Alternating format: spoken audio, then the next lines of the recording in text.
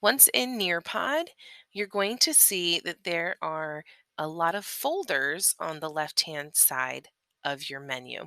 We're going to be looking at some of the content in the Nearpod library. So you should see the little magnifying glass and Nearpod library. And when you click on that, it's going to open you to a Nearpod landing page for that library. Now, a couple of things that we see across the top is that we can search by what is featured for that month. We can search by grade level. We can search by subject area. We can search by content type, videos, activities, or lessons. We can search by publishers. So if you know that there's a publisher, for example, some of the BBC worldwide information is on here, as well as Cosmic Kids and some other kind of well-known publishers, Edutopia, the History Channel, etc. You can search by publisher. And of course, there is this premium content button, which will take you to some information um, concerning the 21st century readiness and Nearpod's math and EL subjects. You can see at the top, you can also filter by standard. And so we can drop down to Common Core standards or next generation science standards, social studies standards. We can also search by our state of Maryland.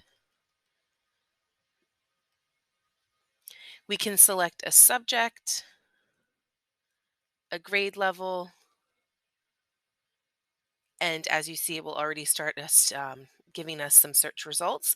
And we can also look at those strands within that grade level. So for this math standard, we see that there are geometry standards and measurement and data standards, and we can kind of narrow down from there.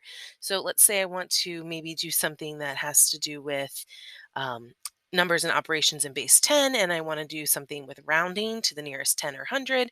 I could select that standard here, and I could see the results from Nearpod on all of the different lessons and activities that go along with that standard. I'm going to choose one. It doesn't matter where you get this in terms of how you've created your search, but once you select a lesson, you have the option to preview or add it to your lessons. I always choose to preview first because I want to see if it's something I actually want to use. And you can see it will open up sort of a mini window.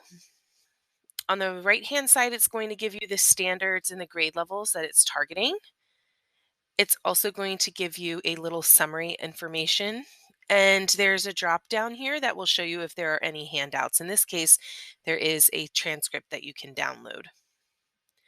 We also have over here on the left the actual content of this lesson. And so if I play this, where these little dots are, these blue dots, are the interactive pieces of my video. So as you can see, the video starts to play, and then a question will pop up for the students. What do you already know about rounding numbers? This is an open-ended question, so the students are going to be able to respond in lots of different ways, including audio. There's also a second question here where the students are going to be actually do some rounding. So if I like this, even though it's just one slide and one video, then I can go to add to my lessons. I can also teach it right from here. I can do that with live participation or student paced. So in live participation, the teacher will be in charge here. Students will be paced along with the teacher. And in student paced, students are able to complete this on their own time. The three little dots are also going to give me some options where I can add it to our school library, which I can share with people in on my team, or the district library for Anne Arundel County Public Schools. And I can also just share the preview link if I wanted to show somebody, oh, hey, look what I'm going to do in my class. So let's say I like this, but I want to add some more to it. I want to customize it. I'm going to click on Add to My Lessons. You'll see that it says that the lesson has been successfully added. And it's also going to let me edit right from this page. So I'm going to click on Edit Lesson. It's taken me to my edit mode now for this lesson, and it's taken me to the video page with the interactive questions included. I know I'm in edit because I'm able to add activities at certain points in the video. So maybe as I watch through at a different point in the video, I want to add an activity for students to do. And I'm giving two choices for video. I can do a multiple choice question or an open-ended question. Since we already have two open-ended questions in this video, I'm going to do a multiple choice question. What is 54 rounded to the nearest 10? 50, 60. I'm going to check that this is the correct answer. I can add extra answers here, and when I'm ready, I'm going to press save. You'll see I now have that blue dot on the play line because I've added a question at 56-second mark. I can go back and edit, and I can also edit questions that have already been added in from the library in case I don't like them. I have the ability to trim the video. And if I wanted to add this video as part of a larger lesson, at the very bottom, there is the embed in a lesson link. When I click on that, it's going to place this video as one slide in a series for a lesson. It tells us, welcome to the lesson builder. Here we can add additional activities, slides, and other sort of background information. So I'm going to click on start editing, and I now have my full editing menu that I would if I were doing more than just a video. So from here, I can go to add content and activities, and I can add other things. So maybe I want to add a slideshow that I already have saved on rounding. I would click on slideshow. And this is where students can kind of go through at their own pace before they watch the video. So if I want to add a slideshow element, I'm going to click on the blue add button, and it's going to let me access any of my files from my computer, my Google Drive, my OneDrive, or any other cloud-based sharing.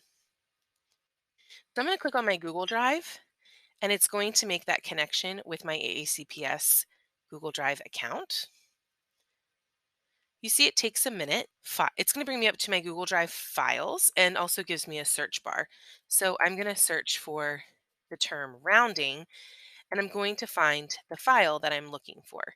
So rounding two-digit numbers. This is the slideshow I want. I see the Google Slides symbol here. I'm going to press select, and it's going to upload.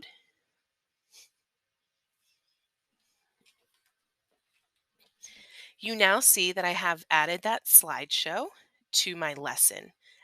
I'm going to just simply drag and drop it before the video because I want them to have some background knowledge through this slideshow before they go into the video and the practice activities. I may also want to add some content that isn't just slides. Maybe I have a PDF of problems that I want them to solve. I could add that here. I could also add some images or audio. Everything I want to add is in the same way that I just added the slideshow. I also have some interactive pieces that I can add. So if I had another video I wanted to include, or maybe this lesson had a virtual field trip, I could do that with those buttons. At the bottom are our quizzes and games. These are really fun interactives that would really be a great idea to keep our learners engaged during the lesson. So I could do a fill in the blank or a draw it.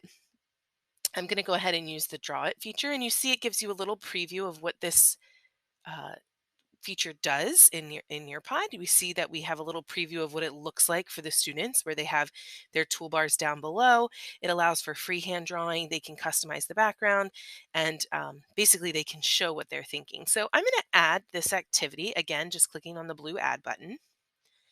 And I want to add this activity because in my lesson, it's teaching them how to round with a number line. So I'm going to give them a task to do within this lesson set. You can see it. I'm now on my editing screen. It's going to let me know that I have some new tools. But here's the editing screen that I get when I am creating this type of activity. So this is what the students are going to see down below. They have an eraser, a highlighter, a crayon. They can add images. They can add text boxes and shapes. They can change the background. You can see that I also have my instruction box up here. So I'm going to say, show 67 on a number line and which 10 that it rounds to. So I have my instructions here. As the teacher, I can also make edits to these instructions. So I want to make it a bit bigger. I could change the color of the text. I can also change the center justification if I wanted to. I could add a timer. Maybe I only want the students to have 2 minutes to complete this task. I can also add some images or my voice as audio to this project. So I'm going to leave this blank because, of course, the students are going to create their own, but I could add a background that had a number line if I wanted to. And when I'm ready to add that, I press save. You can see that I have added that draw it element after the video. And I like it there because the students are going to have that practice piece after they've done the slideshow. They've watched the video and then they're going to do some on their own. I can continue to add content through the plus button here. I can also delete any slides that I don't like. So I could just click on something as long as it has the orange outline and the little checkbox, I can delete. So if I had an activity from the library and I liked just a few slides, I could delete the ones that I don't like. When I'm finished at the bottom, I'm going to go to save and exit. You're going to see that I have my activity right here, how to round to the nearest 10. And when I hover over top of it, I have the edit button if I wanted to come back and make more changes later. I also have the preview button where I can view it as if I were a student. You can see now when I click on the preview button, I'm not just going to see the video, but I'm going to see all of the elements that I also added to this lesson. So it's going to start me off, and this is what the students would see as well, with a slideshow. The next thing the students are going to see is that interactive video with those 3 questions, including that one that I added. And the third thing that the students are going to see are that activity that I want them to do. Once again, from here, I can either edit or go to teach. The other options I have when I hover over top is I can go to live participation.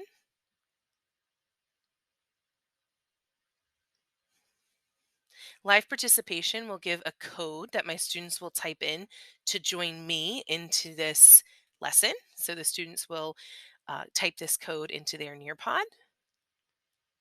The other option I have is student paste. And if I click on student paste, you'll see that I can copy a link and add it to my Brightspace. I can also turn on and off the student's requirement to do responses and to prevent some skipping. So I can turn that on or off. I also see that it's valid for the next month, which I can change by clicking on that calendar. So that's how you customize something that you find in the Nearpod library. Once again, the Nearpod library is located on the left-hand side under Nearpod content. You will also see that it's in the center of your screen as the first block in your lessons. For the Your Turn portion of this course, you're going to click on the Nearpod library and find something for your content area. You're then going to make some customizations and share the link. Don't forget that you can search up here to narrow down the content. Thanks.